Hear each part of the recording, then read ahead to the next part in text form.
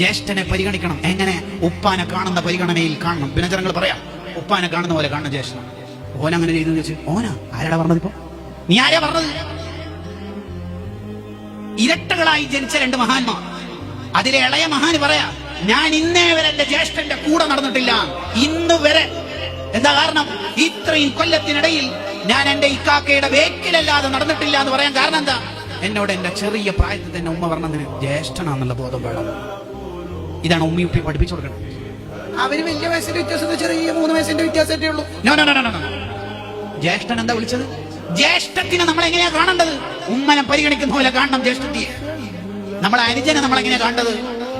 അനുജൻ ഒരു ഷോപ്പ് തുടങ്ങി പൊട്ടിപ്പോയി, ബിസിനസ് പൊട്ടി. ജ്യേഷ്ഠന്റെ പരിഗണന എന്താ വേണ്ടത്? ഒരു മോന് ബിസിനസ് തുടങ്ങിയിട്ട് പൊട്ടിയാൽ ഉപ്പവേ സ്ഥലം വിട്ടിട്ടോ വേറെന്തെങ്കിലും സ്വത്ത് വിട്ടിട്ടോ ആ കടക്കാരൻ മുഴുവൻ ചൊറയും തീർക്കും, വിഷമം തീർക്കും. എന്ന പോലെ ഉപ്പ മക്കളെ സ്നേഹിക്കണ പോലെ ജ്യേഷ്ഠൻ അനുജനെ സ്നേഹിക്കണം എന്ന് പഠിപ്പിച്ച മതമാണ് ഇസ്ലാം.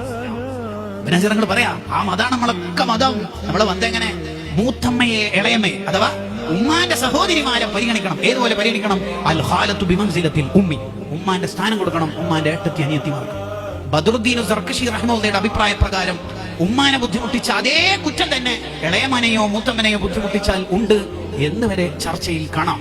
പ്രബലാഭിപ്രായങ്ങൾ എതിരാഭിപ്രായങ്ങളൊക്കെ ഉണ്ട്, ശരിയാണ്. എന്നാലും ഇമാമിങ്ങൾ അത്രയും ഗൗരവത്തിൽ ചർച്ച ചെയ്തിട്ടുണ്ട്.